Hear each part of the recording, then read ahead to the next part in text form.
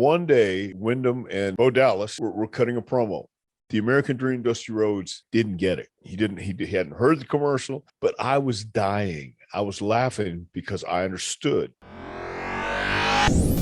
Rewind, Recap, Relive. For over 50 episodes, the revolutionary force in wrestling interview. Who made it big was Bray Wyatt. And it's a specific question for you, but I'm curious what your thoughts were on someone like Bray. Wyndham Rotundo is Bray Wyatt. That Bray Wyatt and Wyndham Rotundo are one in the same. I have this outlook on life that don't take it so serious because we're not going to make it out alive. So enjoy it every single day. And do you remember no, maybe you don't.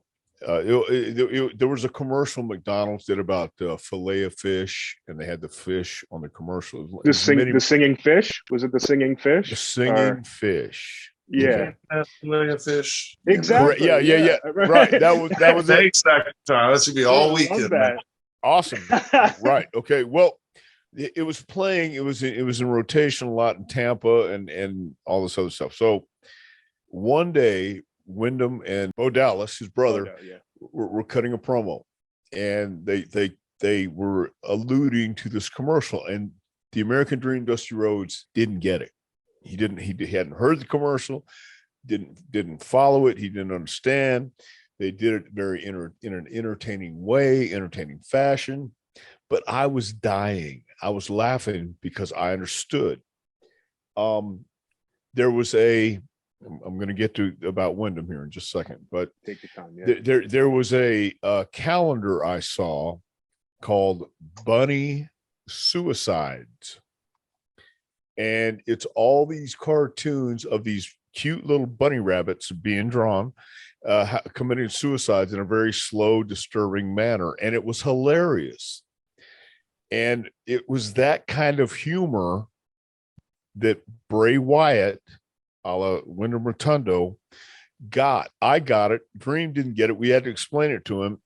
I had four fillet of fish.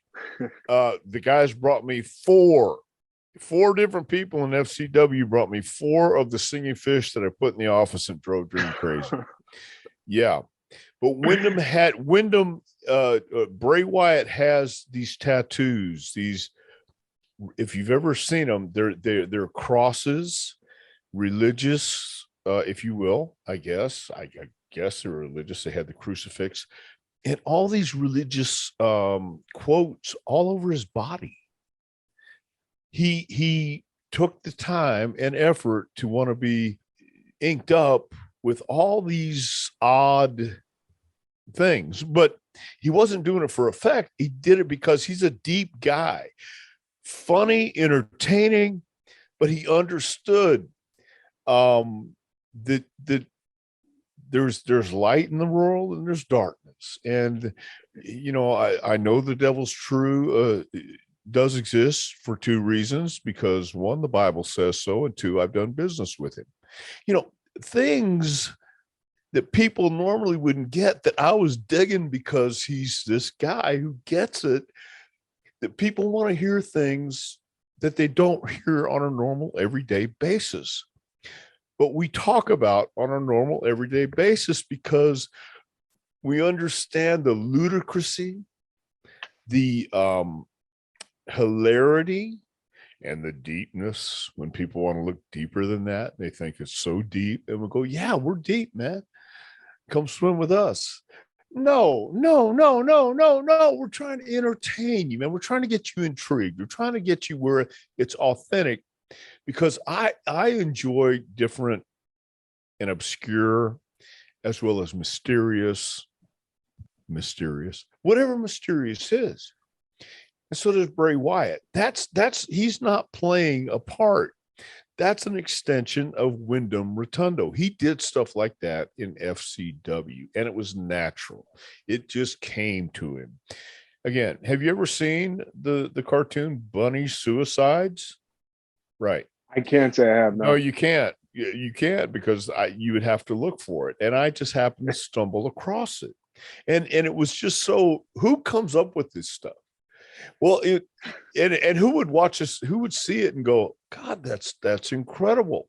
Well, Wyndham Rotundo, myself, and others. So we're not alone in the world. There are people out there, but then once you expose people to some of it, they get intrigued, and then they delve, and they want to explore even further. So Bray Wyatt is just an extension.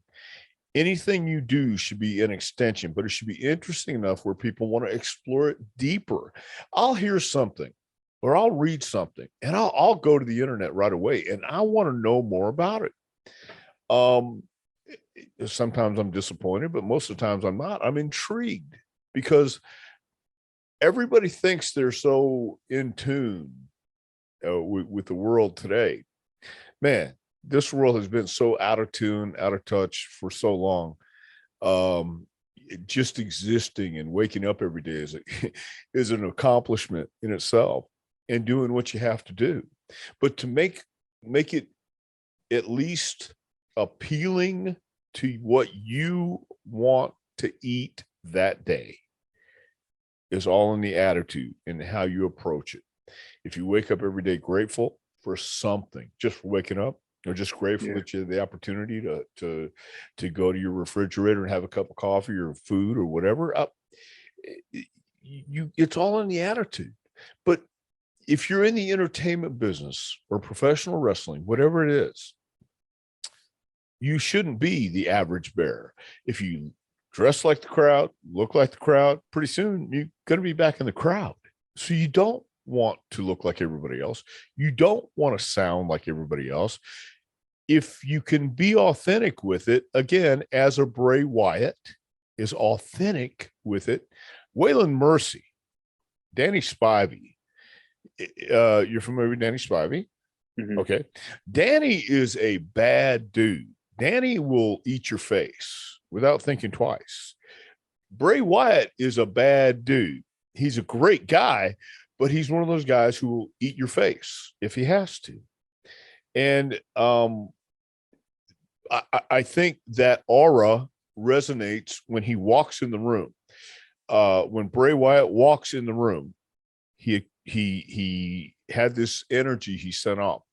When Wyndham Rotundo walked in the room, he had this energy that he sent off. That wasn't manufactured. That's authentic. That was real. And that's what made him, in my opinion, wasn't everybody's taste. It wasn't everybody's deal. But in my opinion, that's what set him apart from a gimmick. Sure, it's a gimmick. We're all gimmicks. But the thing is, it wasn't something he had to push. It wasn't something he had to think really hard about. It was something that came natural to him, and he just started cutting those style of promos on promo day. And the American Dream was so intuitive and had that innate ability to capture and to spot a star in the making.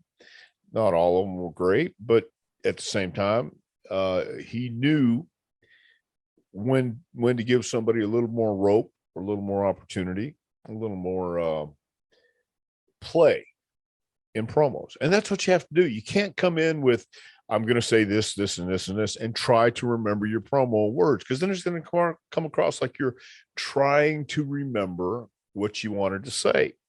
You have to know what you want to say, but then it's got to come from your heart. You got to feel it. And if it comes from your heart, and even though you might have wrote it down, even though you might have memorized it, and you don't make it sound memorized and you wrote it down like it's just coming off, well, then you have something. Jake Roberts was excellent at it. Jake's one of the best promos around. Jerry Lawler, one of the best promos around. The American Dream, Dusty Rhodes, one of the best promos ever.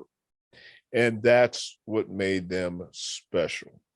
So going back to Bray Wyatt real quick, he's special. He's that guy. No, and you painted a great picture. I love the bunny suicides. Is it too much of a stretch? I think he always had a bunny with him that was constantly dying as the Fiend character.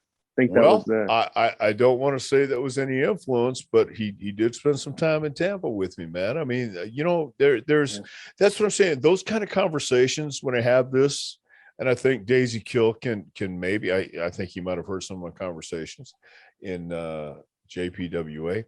They don't always teeter on normal, and I try to take it over here, and then I'll bring it back here, and then I'll go right in the middle, and then I'll go out in the ditch again, man. I don't stay in a straight line the whole time. But if you learn to think that way, and this is all I've done, man, even when I had to do something else, this was still all I've done. And I've been called a flake. I've been called strange. I've been called a weirdo. Dude, call me what you want. It's my life. I used to walk into the room thinking or wondering what people are going to think of me and will they like me? Now I walk in and wonder if I'm going to like them. It's a totally change of attitude, man. It's a totally different way to look at things. I don't care if you like me or not. I don't care if you want to hear me or not. I don't care. I used to care, but I don't care anymore. And that's the attitude I carry with me everywhere I go. I'll walk in and God, my wife hates it too, because we'll go places. I'll go with her and to weddings. The last wedding we went to, and somebody asked me a question that you would ask, and I gave them the answer they were not prepared for. Nobody's prepared for my answers. And I wasn't mean, but I wasn't very nice. And it wasn't a civil answer that would have been just, oh, we're doing great. No, I went into a completely different story because I have to play with people. I have to work. I have to see. I want a reaction. And she's learned that now, but the last time I did it, she wasn't too happy with me because it was a friend of hers that she didn't think deserved my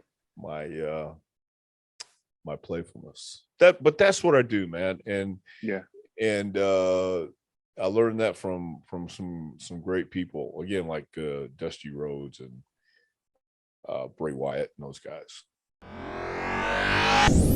Rewind, recap, relive. For over 50 episodes, the revolutionary force in wrestling interview.